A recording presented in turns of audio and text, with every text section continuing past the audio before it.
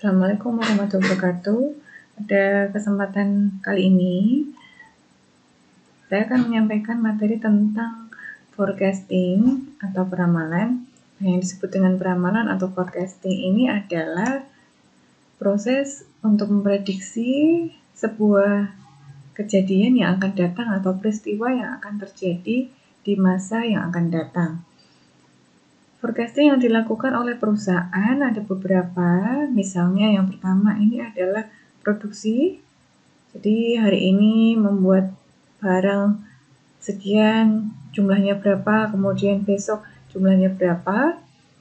Kemudian inventory atau persediaan, kita juga menyiapkan atau melakukan prediksi berapa stok hari ini. Kemudian berikutnya personel atau SDM. Karyawan kita ini kita dalam proses seleksi tidak bisa mengetahui apakah karyawan ini benar-benar sesuai harapan perusahaan atau tidak. Kemudian yang keempat adalah fasilitas. Jadi fasilitas yang diberikan untuk karyawan dan bagi perusahaan ini juga merupakan hasil dari forecasting atau peramalan.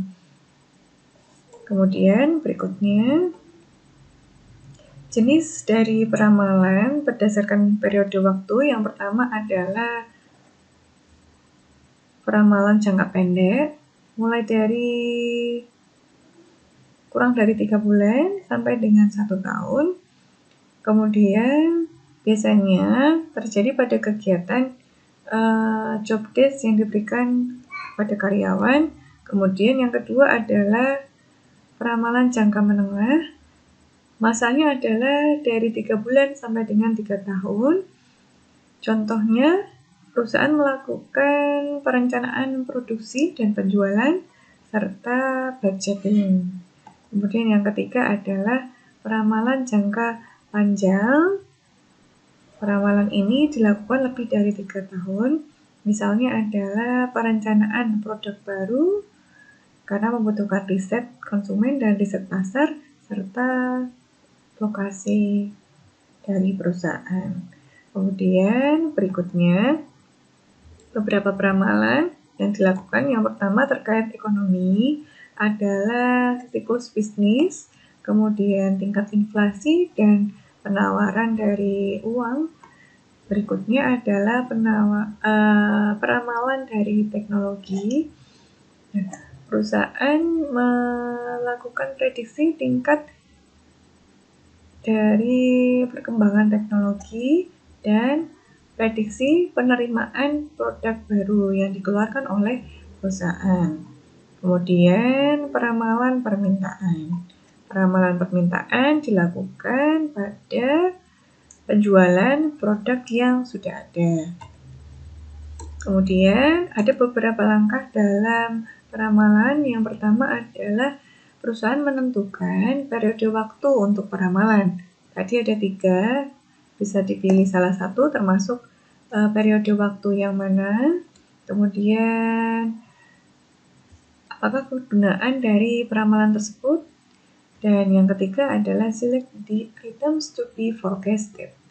Memilih apa saja ataupun poin-poin apa saja yang akan diprediksi. Kemudian select the forecasting model, memilih dari model forecasting atau peramalan. Kemudian gather the data, mengumpulkan data serta membuat peramalan, mulai dibuat ya, make the forecast, dan validate and implement result. Validasi dan implementasi dari hasil. Kemudian metode yang digunakan untuk melakukan forecasting ada 2, kualitatif dan kuantitatif.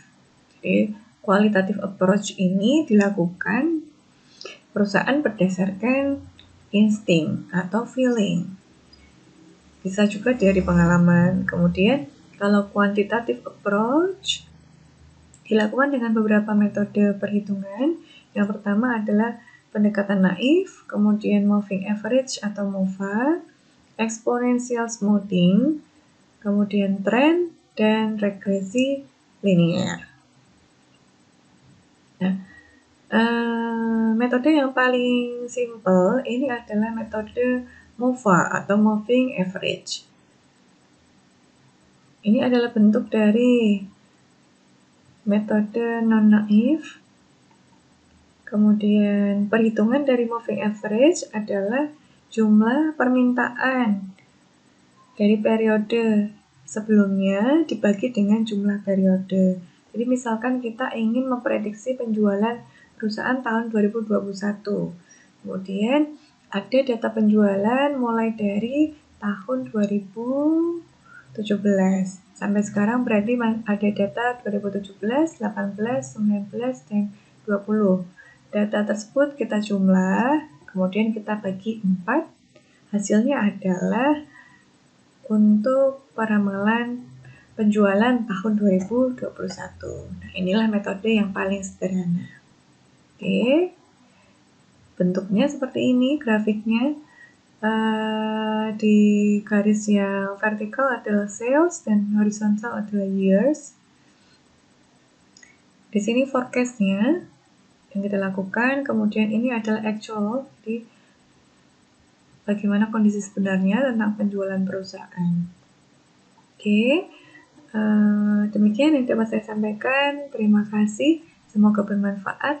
Wassalamualaikum warahmatullahi wabarakatuh.